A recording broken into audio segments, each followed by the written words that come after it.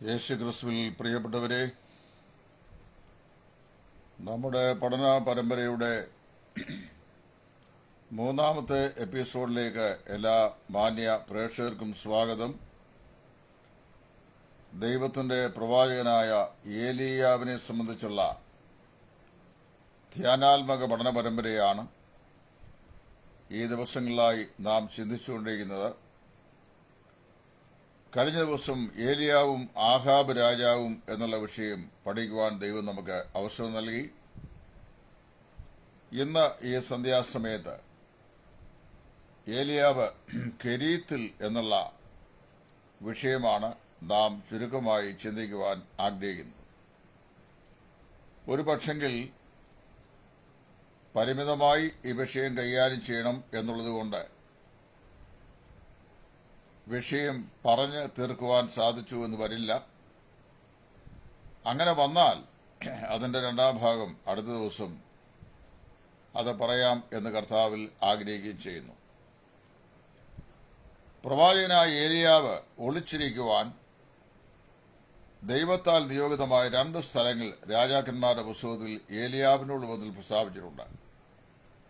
അതിൽ ഒന്നാമത്തെ സ്ഥലം കെരീത്തും രണ്ടാമത്തെ സ്ഥലം സരേപ്തയും ആകുന്നു. കെരീത്ത് എന്ന വാക്കിന്റെ അർത്ഥം വേർപാട് എന്നാണ്, സെപ്പറേഷൻ എന്നാണ്. കെരീത്ത് തോട്ടിങ്കൽ ഏലിയാവ് കഴിഞ്ഞുകൂടിയത് ഒരു യഥാർത്ഥ വേർപാടുകാരനായിട്ട്, അതായത് വേർപാട് വിശ്വാസിയായിട്ടാണ് അദ്ദേഹം കഴിഞ്ഞുകൂടിയത്. വേർപാട് വിശ്വാസി എന്ന് കേൾക്കുമ്പോൾ ഉടൻ തന്നെ ബ്രദറൻ എന്നൊരു ചിന്താഗതി കേൾവിക്കാരുടെ ഹൃദയത്തിൽ ഉണ്ടാവാൻ സാധ്യതയുണ്ട്. I am not talking about brethren denomination, I am talking about the separation, the experience of a real Christian. ഒരു ക്രിസ്തീയ വിശ്വാസിയുടെ യഥാർത്ഥ വേർപാടിന്റെ അനുഭവത്തെക്കുറിച്ചാണ് ഞാൻ പറയുന്നത്. വിഗ്രഹാരാധികളായി പരിണമിച്ച ഇസ്രായേൽ ജനതയിൽ നിന്ന് സമ്പൂർണമായി ഒരു വേർപാടിന്റെ അനുഭവത്തിലേക്ക് മാറ്റപ്പെട്ട ദൈവഭൃത്യനായിട്ടാണ് ഏലിയാവിനെ ഇവിടെ നാം കാണുന്നത്. ദൈവ ഇഷ്ടത്തിന്റെ പാതയിൽ മുമ്പോട്ട് നീങ്ങിക്കൊണ്ടിരുന്ന പ്രവാചകൻ ഒരു ദൈവകൽപ്പന അനുസരിക്കുകയും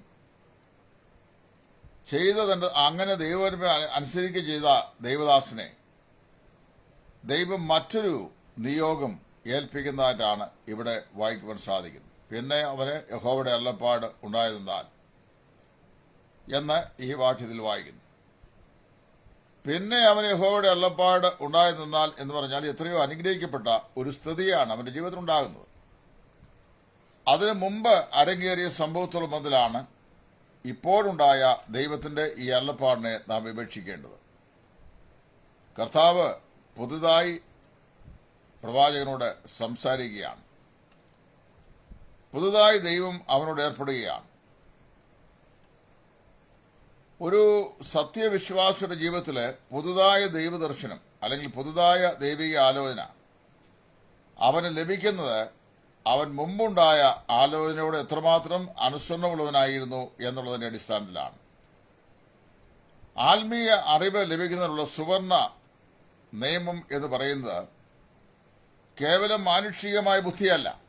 മാനുഷികമായ ബുദ്ധിയുള്ള ധാരാളം ആളുകൾ ഈ ഭൂമിയിലുണ്ട്. അവർക്കെല്ലാം ദൈവികമായ അറിവുകൾ ലഭിക്കണം എന്ന് നിർബന്ധമില്ല. എന്നാൽ അനുസരണമാണ് ദൈവികമായ അറിവുകൾ ഒരുവനിലേക്ക് പകരപ്പെടുവാൻ അടിസ്ഥാനപരമായിരിക്കുന്ന നിയമമായി, ഗോൾഡൻ റൂളായി, സുവർണ നിയമമായി നമുക്ക് കാണാൻ സാധിക്കുന്നു. ശാസ്ത്രീയമായ അറിവ് ലഭിക്കാൻ ആഗ്രഹിക്കുന്ന മനുഷ്യന് ബുദ്ധിപരമായ ജിജ്ഞാസയാണ് അവനെ അതിലേക്ക് നയിക്കുന്നത്, അറിയുവാനുള്ള ആഗ്രഹം. എന്നാൽ യേശു ക്രിസ്തുവിന്റെ ഉപദേശങ്ങളുടെ ഉള്ളിലേക്ക് ഒരു വിശ്വാസിക്ക് കടക്കാൻ കഴിയുക എന്ന് പറയുന്നത് ദൈവത്തോടുള്ള അനുസരണത്താൽ മാത്രമേ സാധിക്കുകയുള്ളൂ എന്ന് ഓസ്വേൾഡ് ചേംബേഴ്സ് എന്ന് പറയുന്ന ദൈവദാസൻ വ്യക്തമായി അദ്ദേഹത്തിന്റെ വ്യാഖ്യാന ഗ്രന്ഥത്തിൽ പ്രസ്താവിച്ചിട്ടുണ്ട്.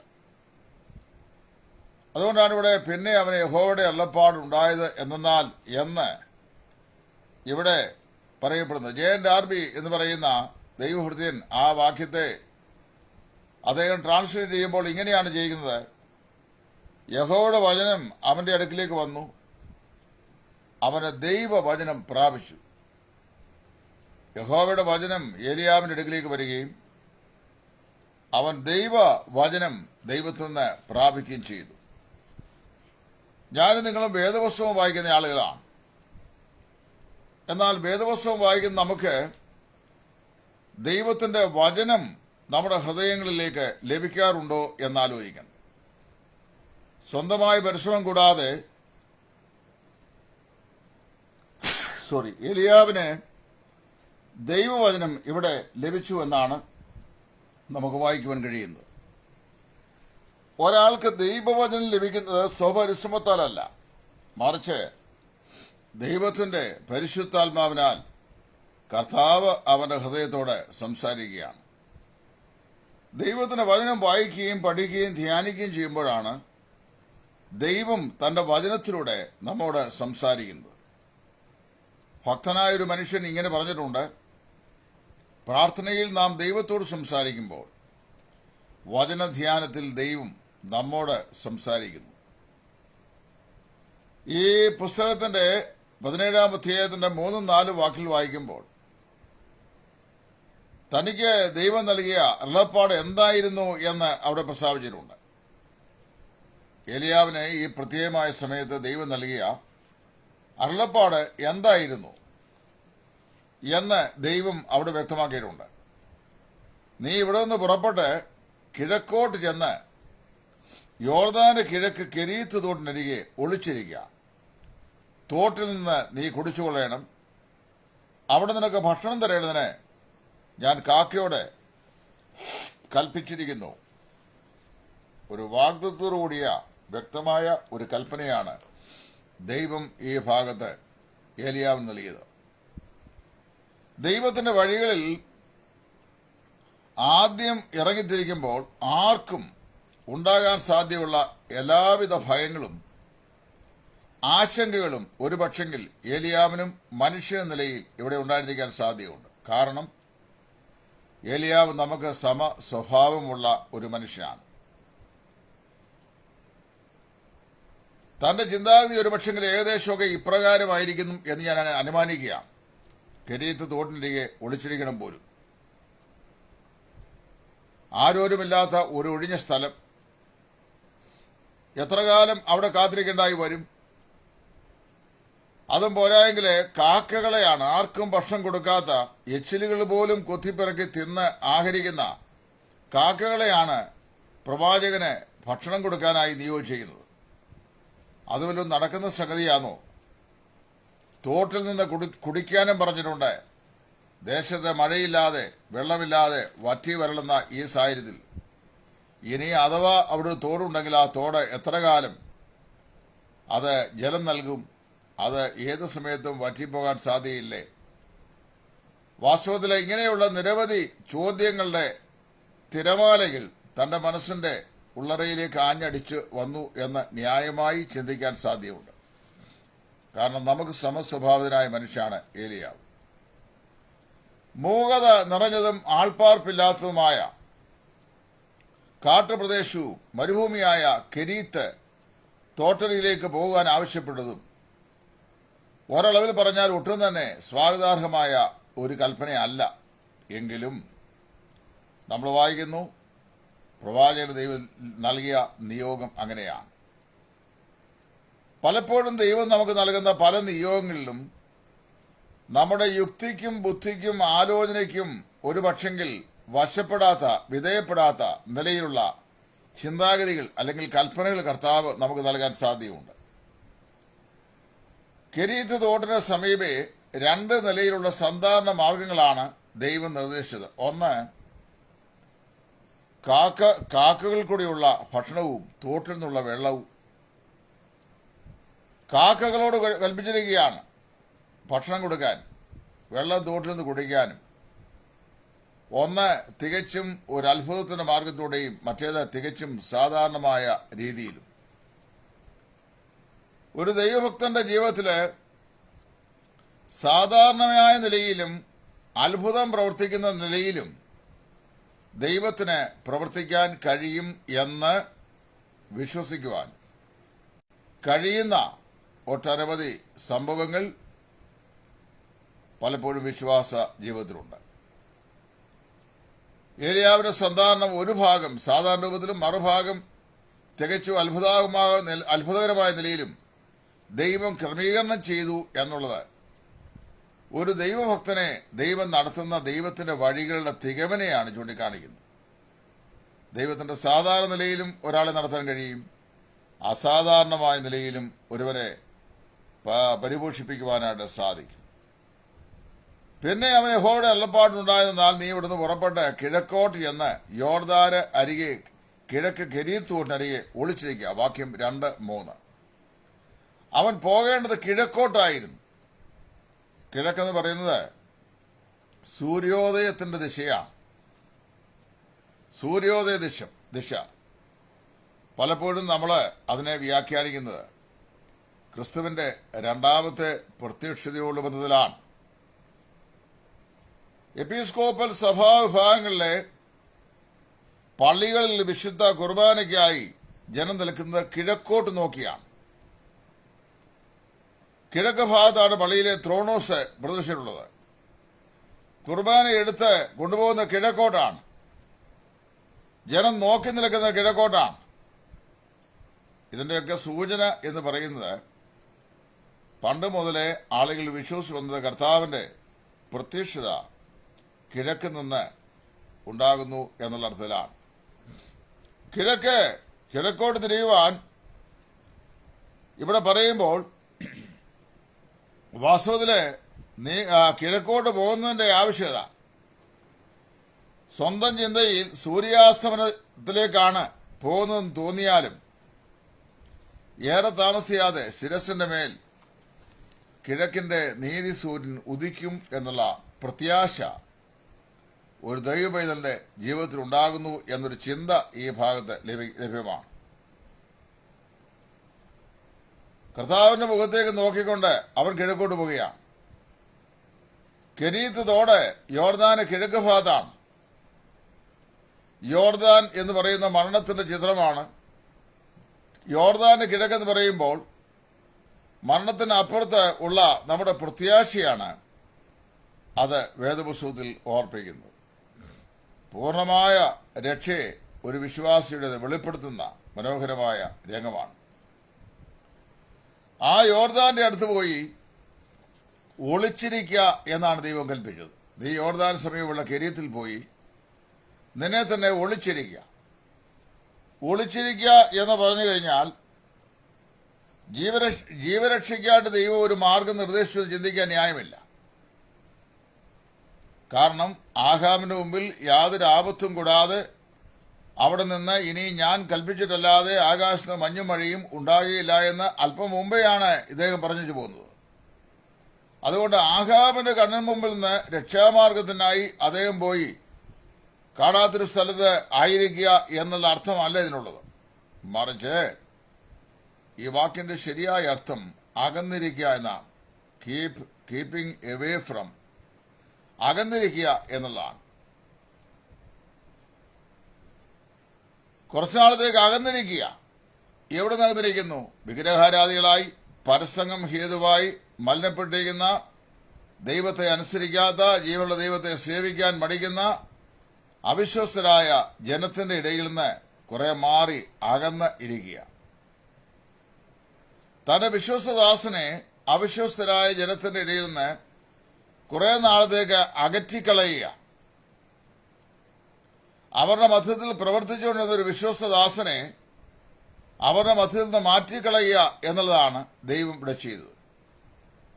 ആക്ഷരികമായി മാത്രമല്ല, ആത്മീയമായും എല്ലാ മഞ്ഞും മഴയും ഇസ്രായേലിൽ നിന്ന് കുറെ കാലത്തേക്ക് നീങ്ങി നിൽക്കുന്ന അനുഭവത്തെയാണ് ഇത് നമ്മെ സൂചിപ്പിക്കുന്നത്. അങ്ങനെ ജനത്തിൽ നിന്ന് വേർപെട്ടവനും അകന്ന് മാറി നിൽക്കുന്നവനും എന്നാൽ ദൈവത്തോട് ചേർന്നിരിക്കുന്നവനുമായ ഒരു പ്രവാചകനെയാണ് കെരീത്തിൽ ഏലിയാവിൽ നമുക്ക് കാണുവാൻ കഴിയുന്നത്.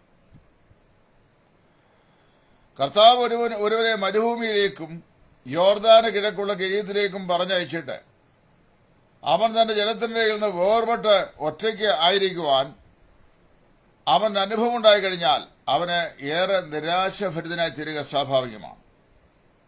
ഒരുപക്ഷെങ്കിൽ ദൈവം നമ്മെ രോഗത്താൽ സന്ദർശിക്കുകയോ തൽഫലമായി നാം ഏകരായി കിടക്കകളിൽ അഭയം പ്രാപിക്കുകയോ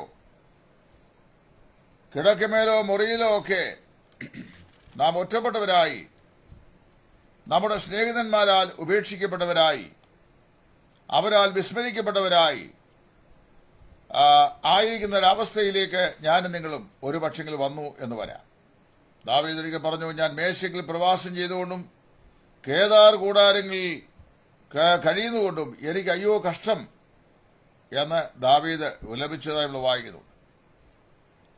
അങ്ങനെയുള്ള ജീവിത സാഹചര്യങ്ങൾ നമ്മെ മനസ്സിലാക്കാത്തവരും നമ്മെ അവഹേളിക്കുന്നവരും നമ്മുടെ ജീവിതത്തിൻ്റെ കഷ്ടതയിൽ സന്തോഷിക്കുന്നവരും നാം ഒറ്റപ്പെട്ടു പോകുന്നതിൽ ആഹ്ലാദിക്കുന്നവരുമായിട്ടുള്ള ആളുകൾ ഒരു പക്ഷെങ്കിൽ ധാരാളം നമ്മുടെ ജീവിതത്തിൽ ഉണ്ടാകാം. അങ്ങനെ ജനത്തിന് നടുവിൽ വസിക്കേണ്ടി വന്നാലും കിരീടത്തോടിനരികെ നാമും ഏലിയാവിനൂടെ അടയ്ക്കപ്പെട്ടിരിക്കുകയാകുന്നു എന്ന് മനസ്സിലാക്കുവാൻ സാധിക്കും.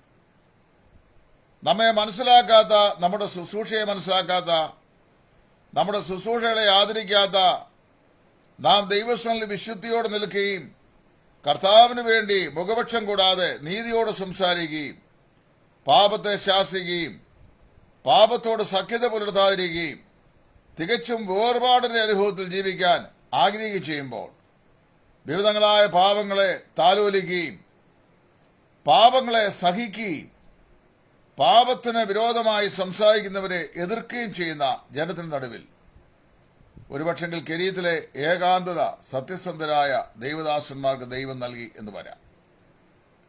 ഞാൻ വളരെ വ്യക്തമായി പറഞ്ഞു കഴിഞ്ഞാൽ ദൈവജനത്തിന്റെ മധ്യത്തിൽ അസ്വീകാര്യമാകുന്ന ഒരുപാട് അശുദ്ധ ബന്ധങ്ങൾ ഇന്ന് ആത്മീയ ലോകത്ത് ഉണ്ട്. ഭാര്യയെ ഉപേക്ഷിക്കുക, ഭർത്താവിനെ ഉപേക്ഷിക്കുക, പുനർവിവാഹം ചെയ്യുക, അവരെ കൂട്ടിക്കൊണ്ട് കൂട്ടായ്മയിൽ കൊണ്ടുപോകാനായി ബന്ധപ്പെടുക, അത് തെറ്റാണെന്ന് പറയുന്നവരെ എതിർക്കുക, അങ്ങനെയുള്ളവരെ സ്വന്തം ബന്ധത്തിൽപ്പെട്ട ആളുകളെ സംഘടിപ്പിച്ച് അപമാനിക്കുക, അവഹേളിക്കുക, അവരെക്കുറിച്ച് വ്യാജമായി പലതും എഴുതിയിടുക, പ്രചരിപ്പിക്കുക, വിശ്വസിപ്പിക്കുക, തെറ്റിദ്ധാരണകൾ ജനഹൃദയങ്ങളിൽ പരത്തി അവരെ ഒറ്റപ്പെടുത്തുക, ഇങ്ങനെയൊക്കെ ചെയ്യുമ്പോൾ മലിനപ്പെട്ടു പോയ, വിഗ്രഹാരാധനയാൽ മലിനപ്പെട്ടു പോയ, ദൈവത്തെ അനുസരിക്കാത്ത, പ്രവാചക ശബ്ദം കേൾപ്പാൻ ഇഷ്ടമില്ലാത്ത, പാപത്തിന്റെ അഗാധതയിലേക്ക് വീണ് മലിനപ്പെട്ടു പോയ ഇസ്രായേലിന്റെ നടുവിൽ നിന്നും കിരീത്തിലേക്ക് മാറി വേർപെട്ടിരിപ്പാൻ ഭാഗ്യം ലഭിച്ച ഏലിയാവിനൂടെ ഞാനും നിങ്ങളും എണ്ണപ്പെടുകയാണ് ചെയ്യുന്നത് എന്ന് നമ്മൾ മനസ്സിലാക്കണം. ദൈവം ഏലിയാവോട് പറഞ്ഞു, തോട്ടിൽ നിന്ന് നീ കുടിച്ചുകൊള്ളണം, അവിടെ നിനക്ക് ഭക്ഷണം തരേണ്ടതിന് കാക്കയോട് ഞാൻ കൽപ്പിച്ചിരിക്കുന്നു. ഏലിയാവിന് കാക്ക ഭക്ഷണം കൊടുത്തു എന്ന് പറഞ്ഞു കഴിഞ്ഞാൽ വിശ്വസിക്കാത്ത ആളുകളുണ്ട്. രണ്ട് വ്യത്യസ്ത നിലയിലുള്ള ആളുകളെയാണ് ഈ ബന്ധത്തിൽ ഞാൻ വീക്ഷിച്ചിട്ടുള്ളത്. ഒന്ന്, ആർക്കും ഭക്ഷണം കൊടുക്കാത്ത കാക്കയോട് ഏലിയാവിന് ഭക്ഷണം കൊടുക്കാൻ ദൈവം പറഞ്ഞു എന്ന് പറഞ്ഞു കഴിഞ്ഞാൽ അത് വിശ്വസിക്കാൻ സാധിക്കില്ല എന്ന് ചിന്തിക്കുന്ന ഒരു മറ്റു ആളുകൾ. മറ്റൊരു കൂട്ടം ആളുകൾ ഈ ഏലിയാവിന് കാക്കയെ കൊണ്ട് ദൈവം അപ്പം കൊടുത്തെങ്കിൽ ഞങ്ങൾക്കും ഏലിയാവ് കാക്കയെ കൊണ്ട് അപ്പം തരുവാൻ ദൈവത്തിന് കഴിയുമെന്ന് പറഞ്ഞ് ഏലിയാവിൻ്റെ കാക്കയെ ജീവിതത്തിൻ്റെ സർവൈവലിനു വേണ്ടി കൂട്ടുപിടിച്ചിട്ടുള്ള ഒരുപറ്റം മനുഷ്യമുഖത്തേക്ക് നോക്കി ഇറങ്ങിയിട്ടുള്ള ശുശ്രൂഷകന്മാർ. ഞാൻ പല ആളുകൾ എഴുതുന്നുണ്ട്, ഏലിയാവിൻ്റെ കാക്ക എപ്പോൾ വല്ലതും വന്നോ, ഏലിയാവിൻ്റെ കാക്ക എപ്പോൾ വരും എന്ന് നോക്കിയിരിക്കുക എന്നൊക്കെ പറഞ്ഞുകൊണ്ട് ഏലിയാവിനെ കൊണ്ട് കാക്കയും കൊണ്ട് ദൈവം പുലർത്തിയെന്ന് പറയുന്ന സംഭവം ബൈബിൾ ചരിത്രത്തിൽ ഒരു വ്യക്തിയുടെ ജീവിതത്തിൽ ഒരു പ്രാവശ്യം മാത്രം ദൈവം ചെയ്തൊരു കാര്യമാണ്. പിന്നീട് അങ്ങനെ ആരുടെയെങ്കിലും ജീവിതത്തിൽ അങ്ങനെ ചെയ്തതായി നമ്മൾ തിരുവഴുത്തിൽ എവിടെയും വായിക്കുന്നില്ല. ഇവിടെ കാക്കകളെ കൊണ്ട് ഭക്ഷണം കൊടുക്കുവാൻ ദൈവം പദ്ധതി ചെയ്തതിൽ ദൈവത്തിന് പ്രത്യേകമായ ഉദ്ദേശമുണ്ടായിരുന്നു. ഏതെങ്കിലും മനുഷ്യരെയാണ് പ്രവാചകൻ ആഹാരം കൊടുക്കാൻ ദൈവം നിയോഗിച്ചതെങ്കിൽ അവൻ ഒളിച്ചിരിക്കുന്ന ഒളിയിടം അവർ കണ്ടെത്തുകയും അത് പ്രസിദ്ധമാക്കുകയും ചെയ്യുമായിരുന്നു. ഏതെങ്കിലും വളർത്തുമൃഗങ്ങളായ നായ്ക്കളെയോ മറ്റേതെങ്കിലും ജന്തുക്കളെയോ ആണ് ദൈവം അതിനായി ഉപയോഗിച്ചതെങ്കിൽ അവ നിരന്തരമായി സഞ്ചരിക്കുന്ന പാത മനുഷ്യൻ കണ്ടെത്തുകയും പ്രവാചകനായിരിക്കുന്ന ഇടം കണ്ടെത്തി അവനെ ഒരു പക്ഷെങ്കിൽ പിടിച്ചുകൊണ്ട് വരികയും ചെയ്യുമായിരുന്നു. എന്നാൽ ആകാശത്ത് പറക്കുന്ന പറവ മരുഭൂമിയിൽ പോകുന്ന ഇടം സാധാരണ നിലയിൽ ആരും ശ്രദ്ധിക്കാറില്ല, ആർക്കും മനസ്സിലാക്കാനും സാധിക്കുകയില്ല. അങ്ങനെ വന്നു കഴിഞ്ഞാൽ ദൈവം തന്റെ ദാസന്മാരെ ഒരു പ്രത്യേക സമയത്ത് ചില ഒളിയിടങ്ങളിൽ, അതായത് ദൈവജനത്തിന്റെ മധ്യത്തിൽ നിന്ന് വേർപെട്ടിരിപ്പാനായി ദൈവം നിർദ്ദേശിക്കുമെങ്കിൽ ദൈവം ആ നിർദ്ദേശിക്കുന്ന സ്ഥലത്ത് തന്റെ ദാസനെ പുലർത്തുവാനുള്ള മാർഗവും മുന്നമേ കൂട്ടി ക്രമീകരണം ചെയ്തിരിക്കും എന്നാണ് ഒരു വേദവിദ്യാർത്ഥിയായി എനിക്ക് മനസ്സിലാക്കാൻ സാധിക്കുന്നത്. എന്നാൽ ഇവിടെ മറ്റൊരു കാര്യം ഞാൻ ഓർപ്പിക്കാൻ ആഗ്രഹിക്കുന്നത്, ഇസ്രായേലിന്റെ മധ്യത്തിൽ കരുത്തനായ ശുശ്രൂഷകനായി ശുശ്രൂഷ ചെയ്യേണ്ടിയിരുന്ന ഏലിയ പ്രവാചകനെ ജനത്തിനിടയിൽ നിന്ന് ദൂരവേ മാറ്റി കെരീത്ത് തോട്ടിൽ യോർദാനിടെയുള്ള കാട്ടുപ്രദേശത്ത് ഒളിച്ചിരിക്കാൻ, അതായത് വേർപെട്ടിരിപ്പാൻ ദൈവം കൽപ്പിച്ചെങ്കിൽ വാസ്തവത്തിൽ പ്രവാചകന്റെ ജീവരക്ഷയല്ല, ജനത്തിന്റെ ആത്മീയ അരാജകത്വത്തെയാണ് അവിടെ നമുക്ക് മനസ്സിലാക്കാൻ സാധിക്കുന്നത്. നമുക്ക് പുറകോട്ട് തിരിഞ്ഞു നോക്കിയാൽ ദൈവജനത്തിന്റെ മധ്യത്തിൽ സ്തുത്യർഹമായ നിലയുള്ള ദൈവിക ആലോചനകൾ പറയുവാൻ പ്രാപ്തരായവരും ദൈവത്താൽ നിയോഗിതരമായിരിക്കുന്ന പല ദൈവദാസന്മാരെയും അവർക്ക് ദൈവം കൊടുത്ത ശുശ്രൂഷയുടെ കൃപാവരങ്ങളെ വിനിയോഗം ചെയ്യാൻ മനസ്സില്ലാതെ അവരോട് മറുത്തു നിൽക്കുകയും മറുതലിച്ചു നിൽക്കുകയും അവരെ മനപ്രയാസപ്പെടുത്തുകയും അവരെ നിഷ്പ്രഭമാക്കി തീർക്കുവാൻ ശ്രമിക്കുകയും അടിച്ചമർത്തുകയും ചെയ്ത പാപത്തോട് സഖ്യത പുലർത്തി ജീവിക്കുന്ന ഒരു ജനം അങ്ങനെ ദൈവദാസന്മാരെ അവഹേളിക്കാൻ അവസരമുണ്ടായാൽ അവരുടെ ശുശ്രൂഷയുടെ അനുഗ്രഹം ആ ജനത്തിന് നൽകാതെ അവരെ ആത്മീയ അരാജകത്വത്തിലാക്കി ഈ ശുശ്രൂഷകന്മാരായ ദൈവദാസന്മാരെ അവരുടെ ഇടയിൽ നിന്ന് മാറ്റി ദൂരവേ ഒളിച്ച് പാർപ്പിക്കുന്ന ഒരു സംവിധാനം ചില വിഷയങ്ങളിലെങ്കിലും ദൈവത്തിനുണ്ട്. ആത്മീയ ലോകത്ത് ദൈവത്താൽ ഉപയോഗപ്പെടേണ്ട എത്രയോ പ്രശസ്തന്മാരായ ദൈവദാസന്മാരെ കഴിഞ്ഞ കാലങ്ങളിൽ അവരുടെ ആത്മീയ കൃപാവരങ്ങളും കഴിവുകളും ദൈവജനത്തിന് പ്രയോജനപ്പെടാൻ ദൈവം അനുവദിക്കാതെ, കാരണം ജനം പാപത്തിൽ ജീവിക്കുക, മാനസാന്തരമില്ല. കൊറോണയാൽ ബാധിക്കപ്പെട്ട ഈ കാലയളവിനെ തന്നെ നോക്കി ഇത്രയോ കഠിനമായ നിലയിൽ മലയാള മനോരമയുടെ റിപ്പോർട്ട് അനുസരിച്ച് 6.5 ലക്ഷത്തിലധികം പ്രവാസികൾ ഇതിനോടകം തന്നെ ജോലി നഷ്ടപ്പെട്ട് വിദേശ രാജ്യങ്ങളിൽ നിന്ന് നാട്ടിൽ വന്നു കഴിഞ്ഞു. ഇനി അവരുടെയൊക്കെ ജീവസന്ധാനം ഒരു പ്രശ്നമാണ്. രാജ്യം മുഴുവൻ പല മേഖലകളും അടച്ചിടപ്പെട്ടു. ഓരോ ദിവസവും നിരവധി ആളുകൾ മരിച്ചു മാറ്റപ്പെടുന്നു. ഒട്ടനവധി പ്രയാസങ്ങളും പ്രതിസന്ധികളും ജനം അനുഭവിക്കുന്നു.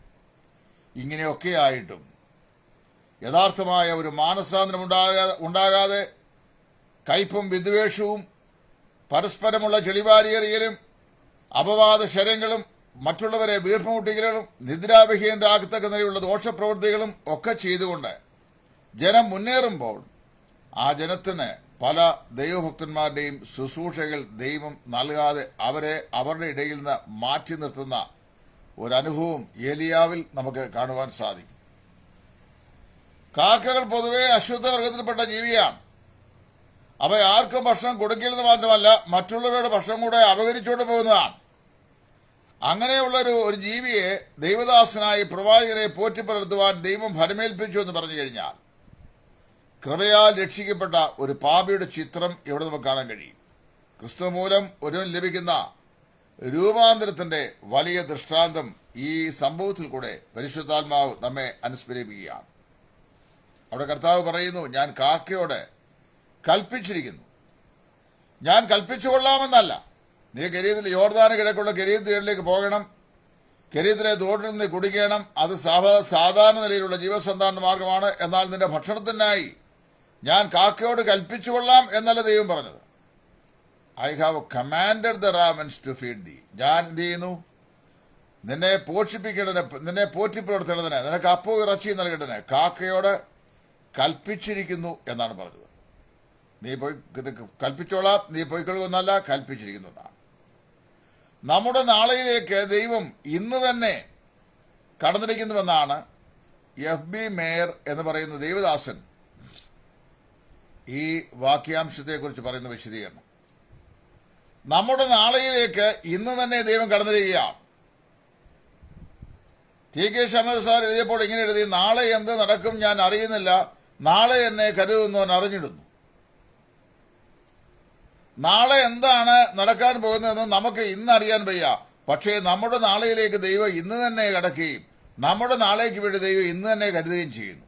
നീ കെരീത്തിലേക്ക് പോയി നിന്നെ തന്നെ ഒളിച്ചിരിക്കുക, അവിടെ നിന്നെ പോറ്റേണ്ടതിന് കാക്കയോട് ഞാൻ കൽപ്പിച്ചിരിക്കുന്നു. യോനയെ വിഴുങ്ങേണ്ടത് ദൈവം ഒരു മത്സ്യത്തെ കൽപ്പിച്ചാക്കി എന്ന് നമ്മൾ വായിക്കുന്നുണ്ട്. യോനയുടെ തലയ്ക്ക് മീതെ ഉയർന്ന് പൊങ്ങി നിന്ന ഒരാമണക്ക് അത് കാർന്ന് തിന്നിട്ട് ഉണങ്ങി പോകേണ്ടതിന് ദൈവം ഒരു പുഴുവിനോട് കൽപ്പിച്ചതായി നമ്മൾ വായിക്കുന്നുണ്ട്. കെരൂബുകളും സെറാഫികളും ദൈവത്തിന്റെ ഇഷ്ടം അനുവർത്തിച്ചുകൊണ്ട് ന്യായവതിയുടെ കെരൂബുകളായി ഏദൻ പ്രദേശത്തിൽ നിൽക്കുവാൻ ദൈവം കൽപ്പിച്ചത് ഉൽപ്പത്തി 3 നമ്മൾ വായിക്കുന്നുണ്ട്. ഏലിയാവിന്റെ ദൈവം എത്രയോ മഹത്വസമ്പൂർണനായ ദൈവമാണ്. വലിയവനായ ദൈവം എത്രയോ ശ്രേഷ്ഠനായ ദൈവമാണ്. അവിടെ നമ്മൾ വായിക്കുന്നത് ഈ കാക്കയോട് ഏലിയാവ് കെരീത്തിലായിരുന്നാൽ മാത്രമേ കാക്കകളോട് ഭക്ഷണം കൊണ്ടുവരുവാൻ ദൈവം കൽപ്പിക്കുകയുള്ളൂ. ദൈവം പ്രവാചകനായിരിക്കുവാൻ നിർദ്ദേശിച്ച സ്ഥലത്ത് പ്രവാചകനായിരിക്കുമ്പോഴാണ് പ്രവാചകനെ പോറ്റേണ്ടതിന് ദൈവം കാക്കകളോട് കൽപ്പിക്കുന്നത്. ചൈന ഇൻലാൻഡ് മിഷൻ എന്ന് പറയുന്ന സംഘടന സ്ഥാപിച്ച പ്രശസ്തനായിരുന്ന ദൈവപുരുഷൻ, ദൈവദാസൻ, അദ്ദേഹം പറഞ്ഞൊരു സ്റ്റേറ്റ്മെന്റ് എൻ്റെ മനസ്സിലെപ്പോഴുമുണ്ട്. മുമ്പൊരു വീഡിയോയിൽ ഞാൻ പറഞ്ഞതാണ്. When God's work is carried out in God's will, God's provision will never lack.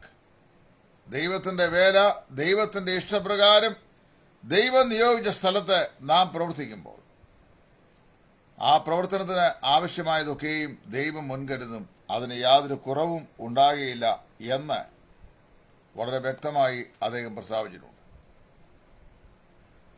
നമ്മൾ ഇന്ന് ആയിരിക്കുന്ന സ്ഥലം ദൈവം നമ്മോട് കൽപ്പിച്ചാക്കിയ സ്ഥലമാണോ എന്ന് ഞാൻ നിങ്ങളും പര്യാലോചന ചെയ്യേണ്ടതായിട്ടിരിക്കുന്നു. കാക്കകൾ ഏലിയാവിന് കൊടുത്ത ഭക്ഷണം അപ്പവും ഇറച്ചിയുമായിരുന്നു എന്ന് രേഖപ്പെടുത്തിയിട്ടുണ്ട്. ഓബദ്യ പ്രവാചകന്മാർ കൊടുത്തത് എന്തായിരുന്നുവെന്ന് 18-ാം അധ്യായത്തിന് 4-ാം വാക്യത്തിൽ വായിക്കുന്നു. അപ്പവും വെള്ളവും മാത്രമായിരുന്നു. 50 പ്രവാചകന്മാരെ ഗുഹകളിൽ ഒളിപ്പിച്ച് അവർക്ക് അപ്പവും വെള്ളവും കൊടുക്കുന്ന ജോലിയായിരുന്നു ഓബദ്യാവ് ചെയ്തത്. എന്നാൽ പ്രവാചക ശ്രേഷ്ഠനായ ഏലിയാവിന് കാക്കകളെ കൊണ്ട് ദൈവം ചെയ്തത് അപ്പവും ഇറച്ചിയും കൊടുക്കുകയായിരുന്നു. ഈ കാര്യത്തിൽ കാക്കകൾ ഓബദ്യാവിനേക്കാൾ മെച്ചമായിരുന്നു എന്നാണ് നമുക്ക് ഗ്രഹിക്കാൻ സാധിക്കുന്നത്. ഇതിൻ്റെ മറുവശമായ ഒരു ദൈവദാസൻ പറഞ്ഞത് ഇങ്ങനെയാണ്: പച്ചക്കറികളോ പഴവർഗ്ഗങ്ങളോ മധുരപലഹാരങ്ങളോ ഒന്നും കൊണ്ടു കൊടുത്തില്ല. അങ്ങനെ ആർഭാടത്തിനോ പ്രതാപത്തിനോ ചേർന്ന വകളൊന്നും അതില്ലായിരുന്നു. കേവലം ആവശ്യത്തിനുള്ളത് വക മാത്രം. കെരീത്തിൽ ഒറ്റയ്ക്കും ഒറ്റപ്പെട്ടും കഴിയുന്ന ഈ പ്രവാചകന് താനും ഒരു മനുഷ്യനാണല്ലോ, നമുക്ക് സമസ്വഭാവമുള്ള മനുഷ്യൻ. ആദ്യ ദിവസങ്ങളിൽ ഒരു പക്ഷെങ്കിൽ പല സംശയങ്ങളും അദ്ദേഹത്തിന്റെ മനസ്സിൽ ഉയർന്നു വന്നിരിക്കാൻ സാധ്യതയുണ്ട്. രാവിലെ കിട്ടി, വൈകിട്ടിനെയും കിട്ടുമോ? ഈ കാക്കൾ ഒഴിച്ച് വേറെ വല്ല ജീവികളും ആയിരുന്നെങ്കിൽ അല്പം കൂടെ ഒന്ന് നിശ്ചയപ്പെടുത്താമായിരുന്നു എന്ന് ഒരു പക്ഷെങ്കിൽ പ്രവാചകന്റെ മനസ്സിലൂടെ കടന്നു പോയിരിക്കാൻ സാധ്യതയുണ്ട്. അങ്ങനെ കുറേ ദിവസങ്ങൾ അദ്ദേഹം മുമ്പോട്ട് പോയി. എന്നാൽ ദൈവം തികച്ചും അത്ഭുതകരമായി തൻ്റെ ദാസന്മാരുടെ ആവശ്യങ്ങളെ നിവർത്തിക്കുന്ന ഒരു ദൈവമായിട്ടാണ് നമുക്ക് തിരുവെഴുത്തിൽ ഇസ്രായേലിൻ്റെ ദൈവത്തെക്കുറിച്ച് കാണുവാൻ കഴിയുന്നത്.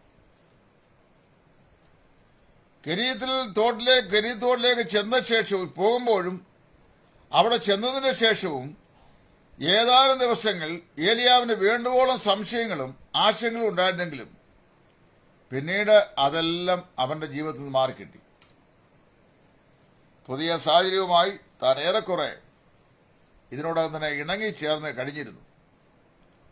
ഇവിടെ എത്ര കാലം കഴിഞ്ഞുകൂടിയാലും പ്രശ്നമൊന്നുമില്ല എന്നുള്ള ചിന്താഗതി വന്നു കഴിഞ്ഞിരുന്നു. താൻ തന്നെ സ്വയം സംതൃപ്തനായി ഒരു പക്ഷെങ്കിൽ തന്നോട് തന്നെ ഇപ്രകാരം പറഞ്ഞിരിക്കാൻ സാധ്യതയുണ്ട്. ഇവിടെ എഴുതിയിട്ടില്ല, സാധ്യതയുണ്ടെന്ന് ഞാൻ അനുമാനിക്കുക. അനുമാനം കൊണ്ട് ഉപദേശം സ്ഥാപിക്കാൻ കഴിയുന്നത് എനിക്കറിയാം. ഇത് ഉപദേശമല്ലോ, ഞാൻ ഒരാലോചന പറയുകയാണ്. ദൈവത്തിൻ്റെ ന്യായപര കരങ്ങൾ തങ്ങളുടെ മേൽ പതിഞ്ഞതായി അതിക്രമക്കാരായ ജനവിഭാഗം കണ്ടുപിടിക്കുകയും പരിഭ്രാന്തരാകുകയും ചെയ്യും. മാസങ്ങൾ കടന്നു പോവുകയും ഒരു മഴ പോലും പെയ്യാതിരിക്കുകയും ചെയ്യുന്ന സാഹചര്യത്തിൽ ഇസ്രായേൽ ദേശം മുഴുവൻ വരണ്ട് ഉണങ്ങി ഒന്നുമില്ലാത്ത ഒരു അവസ്ഥയിലേക്ക് വരും. അവർ തങ്ങളുടെ അതിക്രമം നിമിത്തം എത്ര കഷ്ടം സഹിക്കേണ്ടി വന്നാലും ഞാൻ ഈ കിരീത്തോട്ടിൽ വസിക്കുന്നു. എനിക്ക് കുടിക്കാൻ വേണ്ടുവോളം വെള്ളമുണ്ട്. ഭക്ഷിപ്പാൻ കാക്ക രാവിലെയും വൈകിട്ടും കൃത്യമായി അപ്പവും ഇറച്ചിയും കൊടുത്തരും. എനിക്ക് ആവശ്യമായതൊക്കെയും സുലഭമായി ഇവിടെയുണ്ട്. കാക്കകളോടുള്ള ബന്ധത്തിലല്ല, തോടിനോടുള്ള ബന്ധത്തിലാണ് അല്പം കഴിഞ്ഞ പ്രശ്നമുണ്ടായത്. നമ്മൾ വായിക്കുന്നു, എൻ്റെ സ്ഥിതി വളരെ ഭദ്രമാണെന്ന് ഒരു പക്ഷെങ്കിൽ സ്വയം പര്യാപ്തതയിൽ ഉറച്ച ഈ പ്രവാചകൻ തൻ്റെ മനസ്സിൽ നിശ്ചയിച്ചതാണോ എന്തോ. ഒരു ദിവസം നമ്മൾ വായിക്കുന്നു, തോട്ടിലെ വെള്ളം വറ്റിപ്പോയി, കാക്കകളുടെ വരവും നിന്നുപോയി. ഇന്ന കാര്യം സാരമില്ല, അതിൽ ദൈവസഹായം ലഭിച്ചില്ലെങ്കിലും വലിയ പ്രശ്നമില്ല എന്ന ചിലതിനെക്കുറിച്ചും, മറുവശത്ത് ഇന്ന പ്രശ്നം കുറെ ഗുരുതരമാണ്, ഇത് തരണം ചെയ്യാൻ എനിക്ക് കഴിയില്ല എന്നും പലപ്പോഴും ഞാനും നിങ്ങളും ചിന്തിക്കും. എന്നാൽ ഇവിടെ സംഭവിച്ചതെന്നറിയാമോ? സ്വാഭാവികമായി സംഭവിച്ചത്, എൻ്റെ കാര്യങ്ങളെല്ലാം ഓക്കെ ആണല്ലോ, എനിക്കൊന്നിനും ബുദ്ധിമുട്ടുണ്ടായില്ല, ജനം ഇവിടെ കിടന്ന് കഷ്ടപ്പെടാൻ പോകുക എന്ന് ഒരു പക്ഷെങ്കിലും മനസ്സിൽ കൂടി വന്ന ചിന്തയായിരിക്കാം. കിരീതിലെ തോട് ആകസ്മികമായി വറ്റിപ്പോയി, കാക്കയുടെ വരവും നിന്നു.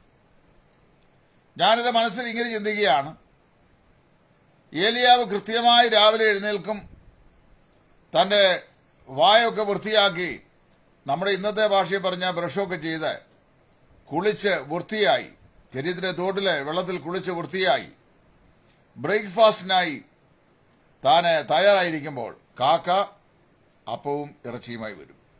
മൃഷ്ടാനമായ ഭോജനം കഴിക്കും.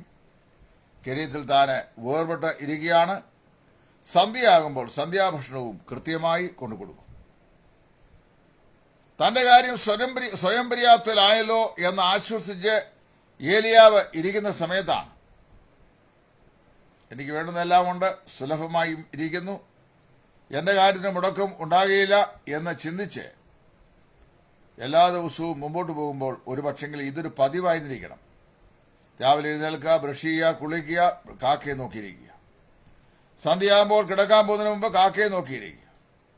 കാക്കയോട് പ്രവാചകനെ പോഷിപ്പിക്കാൻ കൽപ്പിച്ചാക്കിയ ദൈവത്തിൻ്റെ മുഖത്ത് നിന്ന് കാലാന്തരത്തിൽ പ്രവാചകൻ ദൈവഭക്തനാണെങ്കിൽ നേരെ കണ്ണുകൾ കാക്കയിലേക്ക് മാറ്റി നട്ടു. എന്താ പ്രശ്നം ഉണ്ടായെന്നറിയാമോ? കാക്കയുടെ വരവ് നിന്നു. പ്രിയ ദൈവവൈതലേ, ജീവിതത്തിൻ്റെ വ്യത്യസ്തങ്ങളായ സാഹചര്യങ്ങളിൽ നമ്മെക്കുറിച്ചുള്ള ദൈവിക ഉദ്ദേശത്തിന് നിവർത്തിക്കായി ദൈവം നമുക്ക് ഒരുക്കുന്ന സാഹചര്യങ്ങളിൽ ദൈവം തരുന്ന സന്ധാരണ മാർഗങ്ങൾ ഒരിക്കലും ഒരേ നിലവാരത്തിലുള്ളതല്ല, ഒരേ രീതിയിലുള്ളതല്ല. ഒരിക്കൽ കാക്കയെ കൊണ്ട്, മറ്റൊരിക്കൽ വിധവയെ കൊണ്ട്, വേറൊരിക്കൽ ദൂതൻ കനൽമേൽ ചുട്ട അടകൊണ്ട്, പിന്നീട് ഇതൊന്നുമില്ലാതെ മുമ്പ് ലഭിച്ചതിൻ്റെ ശക്തി കൊണ്ട്. ഇങ്ങനെയൊക്കെയാണ് പ്രവാചകന്മാർ, ദൈവദാസന്മാർ ജീവിക്കുന്നത്. ഏതെങ്കിലും ഒരു മാർഗത്തെ തന്നെ നാം നോക്കിയിരുന്നാൽ ദൈവം മാർഗത്തെക്കാൾ വലിയവനാണെന്ന് നമ്മെ പഠിപ്പിക്കേണ്ടതിന് ചിലപ്പോൾ മാർഗം ദൈവം സ്റ്റോപ്പ് ചെയ്യുകയും ദാതാവായ ദൈവം താൻ തന്നെ നമ്മുടെ ജീവിതത്തിൻ്റെ നിത്യാശ്രയമായിരിക്കേണ്ടതിന് നമ്മുടെ വിശ്വാസ കണ്ണുകൾ ദാതാവിലേക്ക് ദൈവം മാറ്റിയിടുവാൻ അവസരമുണ്ടാക്കുകയും ചെയ്യും. എല്ലാ കാലത്തും എല്ലാവരെ കൊണ്ടും എല്ലായ്പ്പോഴും സഹായിക്കുന്ന ഒരു രീതി ദൈവത്തിനില്ല. എൻ്റെ വിശ്വാസ ജീവിതത്തിൻ്റെ യാത്രയിൽ നിരവധി അനുഭവങ്ങൾ, പാഠങ്ങൾ കർത്താവ് എന്നെ പഠിപ്പിച്ചിട്ടുണ്ട്. ഞാൻ ഇതിനു മുമ്പ് നിങ്ങളോട് സൂചിപ്പിച്ചതുപോലെ ഞാൻ എല്ലാ കാലത്തും വിശ്വാസത്തിന്റെ സൂക്ഷനായിരുന്നു. ഇന്നും അങ്ങനെ തന്നെ. I am not a minister of a fixed salary. പല സുവിശേഷകന്മാർക്കും തങ്ങൾക്ക് കുറഞ്ഞപക്ഷം തങ്ങൾ നിൽക്കുന്ന പ്രാദേശിക സഭയിൽ നിന്നെങ്കിലും വല്ലതും കിട്ടുന്നവരുണ്ട്. ഞാൻ അതും വാങ്ങാത്തവനാണ്. തരുന്നതുമില്ല, വാങ്ങുന്നതുമില്ല. പരാതിയായി പറഞ്ഞല്ല, ദൈവാശ്രയത്തെക്കുറിച്ച് പറയാൻ പറഞ്ഞ. അപ്പം എക്കാലവും ഞാൻ ദൈവത്തിൽ ആശ്രയിച്ച് കർത്താവിൻ്റെ മാർഗം മാത്രം, ദൈവം തരുന്ന മാർഗത്തെക്കാൾ മാർഗദാതാവായ ദൈവത്തിൻ്റെ മുഖത്തേക്ക് നോക്കി വിശ്വാസത്താൽ വേല ചെയ്യുന്ന ദൈവദാസനാണ്. 1990-കളിൽ ഞാൻ ഏറിയ സാമ്പത്തിക ബുദ്ധിമുട്ട് അനുഭവിക്കുന്ന ഒരു സമയത്ത് ദൈവം ഒരു സഹോദരിയെ ഞങ്ങൾക്ക് വേണ്ടി എഴുന്നേൽപ്പിച്ചു. ഒരു വർഷം ആ പ്രിയപ്പെട്ട സഹോദരി ഞങ്ങളുടെ ഭൗതിക ആവശ്യങ്ങൾ, മിക്കവാറും ആവശ്യങ്ങൾ നടക്കത്തക്കോണം അവർക്കുള്ളൊരു ദശാംശം ഞങ്ങൾക്ക് അയച്ചു തരുമായിരുന്നു.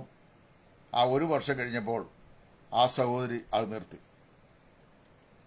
അത് നിർത്തിയപ്പോൾ വാസ്തവത്തിൽ ദൈവം എന്നെ പഠിപ്പിച്ച പാഠം, കെരീത്തിൽ സദാകാലവും തോട്ടിലെ വെള്ളവും കാക്കയുടെ വരവുമായി ജീവിക്കുക, പോറ്റി പുലർത്തുക എന്നുള്ള ദൈവത്തിൻ്റെ പദ്ധതിയല്ല. അതൊരു കാലഘട്ടത്തേക്ക് മാത്രമാണ്.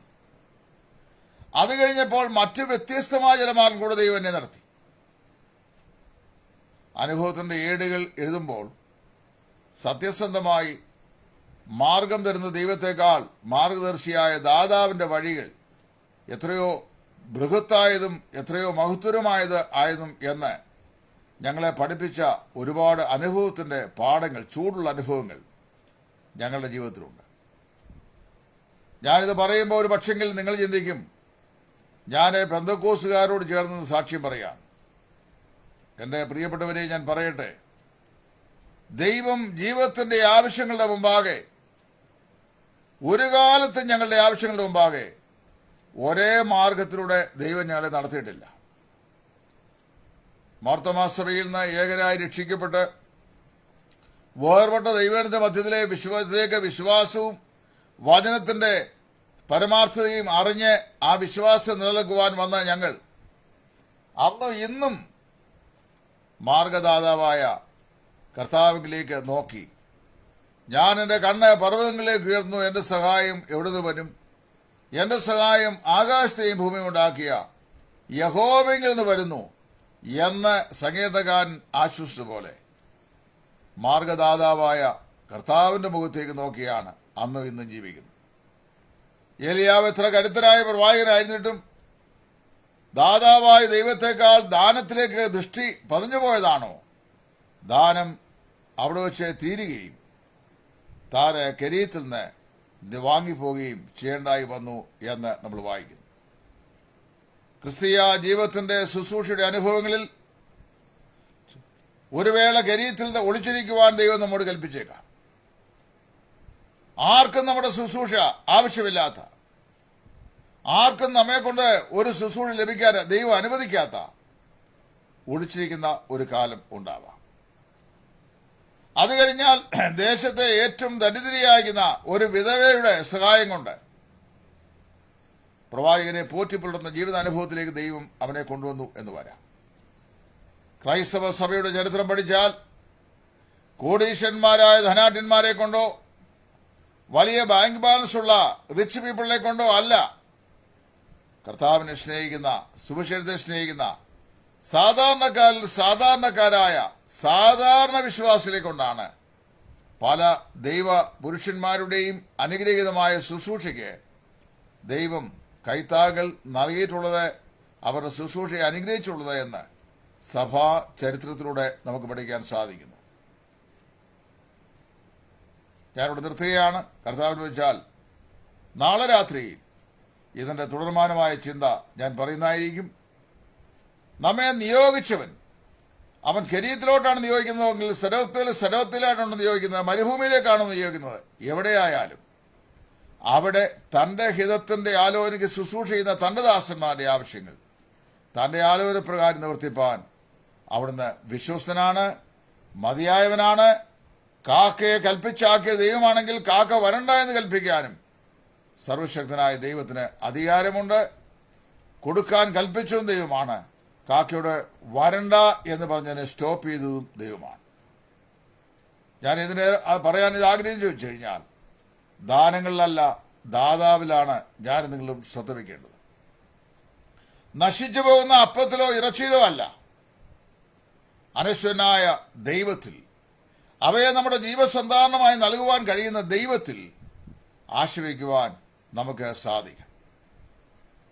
നമ്മുടെ ബന്ധുമിത്രാദികളോ നമ്മുടെ മാതാപിതാക്കളോ നമ്മുടെ രക്തബന്ധത്തിൽപ്പെട്ട സഹോദരന്മാരോ നമ്മുടെ മക്കളോ ഒക്കെ ഒരുപക്ഷെങ്കിൽ നമ്മുടെ ജീവസന്ധാരണ മാർഗങ്ങളിൽ നമുക്കൊരു ഇരിക്കാം, സഹായമായി വന്നേക്കാം എന്നൊക്കെ നമ്മൾ മാനുഷികമായി പ്രതീക്ഷിക്കാം. എന്നാൽ ആത്യന്തികമായി അവരാരും നമ്മുടെ ആത്യന്തികമായ സഹായകരല്ല. ഞാൻ കഴിഞ്ഞൊരു ദിവസം ഒരു പ്രത്യേക കാര്യം പറഞ്ഞപ്പോൾ ഞാൻ ഇങ്ങനെ എൻ്റെ മക്കളോട് തന്നെ ഞാൻ പറഞ്ഞു. ഞാനവിടെ സംസാരിച്ച് പറഞ്ഞു, വിവാഹം കഴിഞ്ഞ് ഒരു 1-2 വർഷം കഴിഞ്ഞാണ് കുഞ്ഞുങ്ങളൊക്കെ ഉണ്ടാകുന്നത്. അത് കഴിഞ്ഞാൽ നമ്മൾ അവരെ വളർത്തിക്കൊണ്ട് വന്ന് പഠിപ്പിച്ച് അവർക്ക് ഉദ്യോഗമൊക്കെ വാങ്ങി അല്ലെങ്കിൽ അവർക്ക് വിവാഹമൊക്കെ നടത്തി അവരെ പറഞ്ഞയക്കുന്നത്. പക്ഷേ അവരെ ഒക്കെ പ്രായമായങ്ങ് കഴിയുമ്പോൾ മാതാപിതാക്കൾ സ്വാഭാവികമായി മക്കളിൽ ആശ്രയിക്കുകയും മക്കൾ അവരുടെ ഉത്തരവാദിത്തങ്ങൾ മാതാപിതാക്കൾക്ക് ചെയ്യുകയും ഒക്കെ ചെയ്യുന്നതൊക്കെ പരസ്പര ബന്ധത്തിൽപ്പെട്ട കാര്യങ്ങളാണല്ലോ. അപ്പോഴും നമ്മൾ എന്ത് ചെയ്യരുത്, മക്കളിലോ മാതാപിതാക്കളിലോ സഹോദരങ്ങളിലോ സഹോദരവർഗങ്ങളിലോ ബന്ധുമിത്രാദികളിലോ ആരിലും പൂർണ്ണമായി ആശ്രയം വയ്ക്കരുത്. കാരണം അവരൊക്കെ ആയി വരുന്ന രംഗത്തുങ്ങൾക്ക് മുമ്പും നമ്മളെ ജയോത്സവമായി വഴി നടത്തിയത് ദൈവമാണ്. ഇന്നലകൾ നടത്തിയവൻ ഇന്ന് നടത്തുന്നവനാണ്, നാളുകളിലും നടത്തുവാൻ വിശ്വസ്തനാണ്. അതുകൊണ്ടാണ് മനുഷ്യനിൽ ഞാൻ ചാരുകയില്ല, മനുഷ്യനിൽ ഞാൻ ആശ്രയിക്കില്ല, ധനത്തിൽ എൻ മനം ചായുകയില്ല എന്ന് പാട്ടുകാരൻ പാടിയത്. മനുഷ്യനിൽ ഞാൻ ആശ്രയിക്കുകയില്ല, ധനത്തിൽ എൻ മനം ചായുകയില്ല. ഇന്നത്തെ സ്നേഹിതർ, ഇന്ന് കരുതുന്നവർ ഒക്കെ കൈ തിരിച്ചു എന്ന് വരാം, കൈ മടക്കിക്കളഞ്ഞു എന്ന് വരാം, ഒരു സഹായവും ആരും ചെയ്തില്ല എന്ന് വരാം.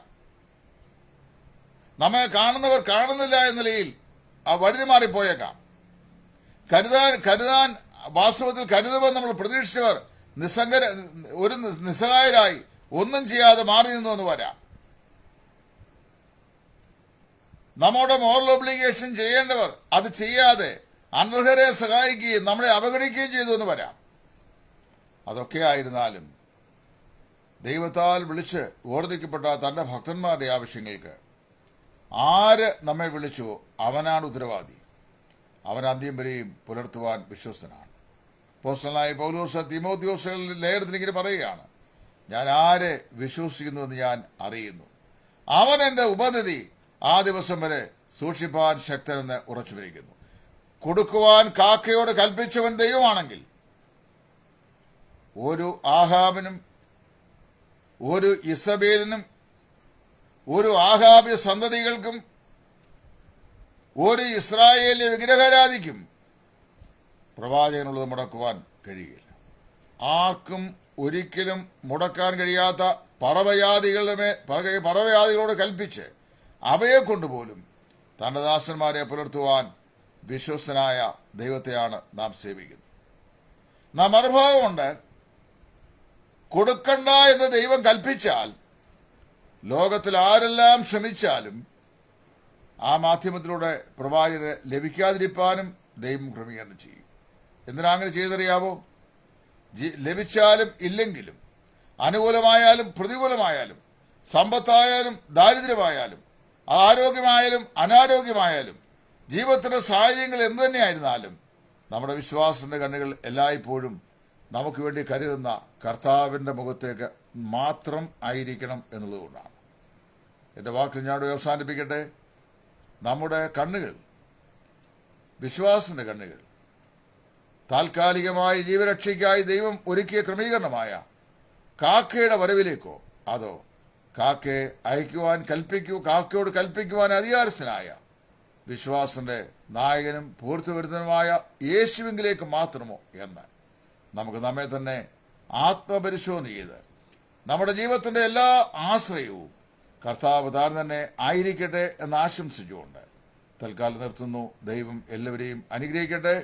കർത്താവിൻ്റെ മഹത്വരമായ ശുശ്രൂഷയിൽ സുവിശേഷകൻ Titus from Edayaranmula. Thank U.